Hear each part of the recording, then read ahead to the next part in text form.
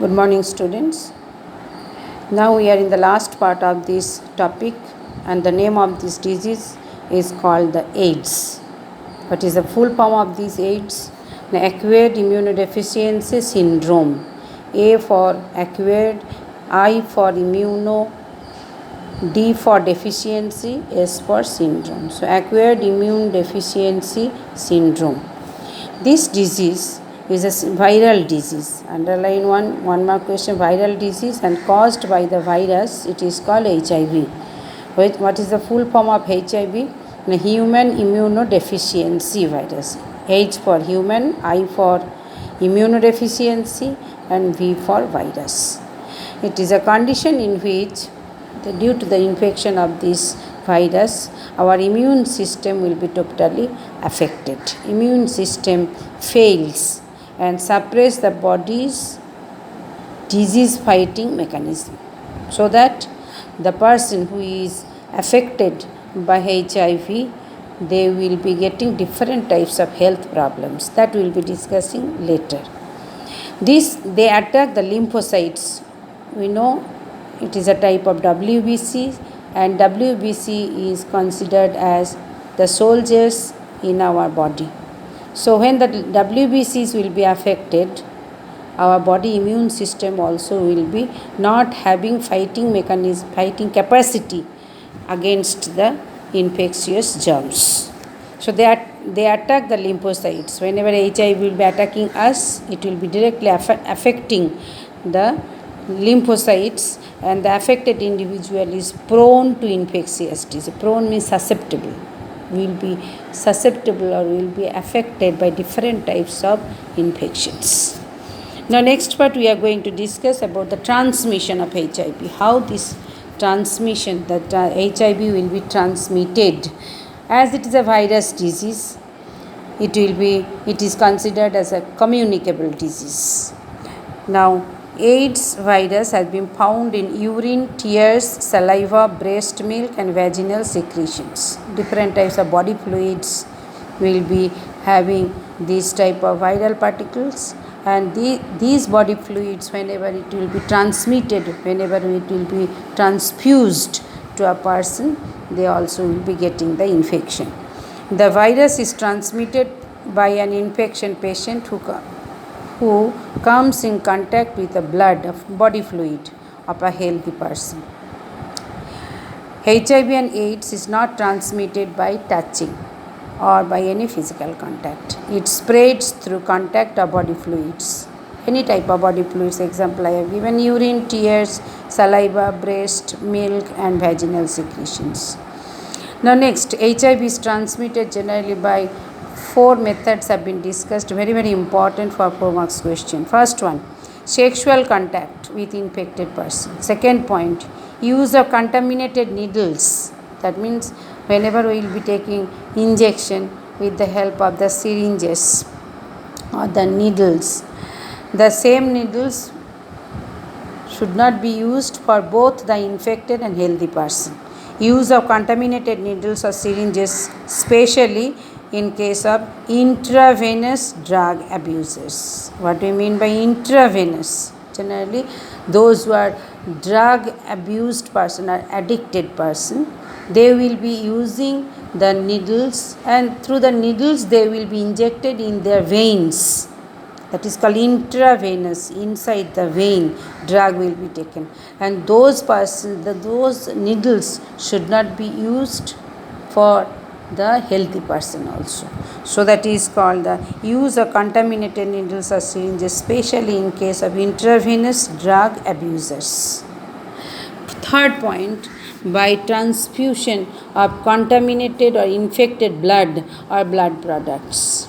Whenever we need the blood donation is needed, or blood recipient is taking the blood to be screened properly. Blood should not be contaminated with the HIV person. So from the HIV person, the blood should not be transfused to the healthy person, because through blood the virus will be transmitted. Fourth point, from infected mother to her child through placenta. When the child will be, or the fetus will be their mother's womb, if mother is affected, the child also will be getting the infection. So these are the four different ways the transmission of HIV may take place. Now next, symptoms and treatment of AIDS. Symptoms. First we will be discussing symptoms. If the person is infected with HIV, what are the symptoms will be shown by the infected person? Infected individuals become immunodeficient. What do you mean by immunodeficient? No, immune system will be totally lacking. Deficient means lacking, lack of immune system. The person becomes more susceptible, I told the prone, more susceptible to viral, bacterial, protozoan and fungal infection. Different types of diseases, infectious germs will be affecting that person who has infected by HIV. Swelling of the lymph nodes, damage, first symptom, damage to brain, loss of memory, lack of appetite and weight loss, fever, chronic diarrhea continuous. The watery stool will be there for more than a month. That is called chronic, continuous for a long time. Diarrhea, cough, lethargy, feeling very tired, pharyngitis. That means sore will be developing in pharynx. Pharynx is a common pathway for both digestive and respiratory system. Nausea and headache. These are the symptoms will be shown by an HIV infected person. Now, how to find out diagnosis? The presence of HIV virus can be confirmed by two diagnostic methods. What are the two methods? First one is called the Western blot analysis. Second one is called ELISA, the full form of ELISA, enzyme linked immunosorbent assay.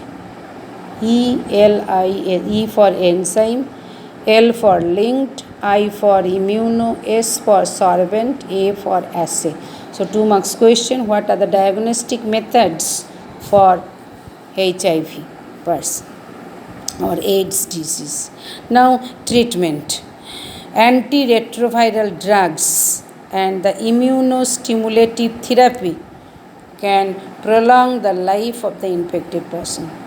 If the person is infected by HIV, the disease cannot be cured, AIDS cannot be cured, but by using the drugs, they are called the antiretroviral drugs and immunostimulative therapy, the lifespan of the person can be increased, but the disease cannot be cured.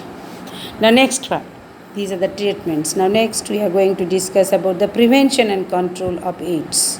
If we know the methods of transmission, 4 methods already we have discussed, and these 4 methods along with some other methods also will be discussed for the prevention and control of AIDS. First one, screening of blood from blood banks for HIV before transmission.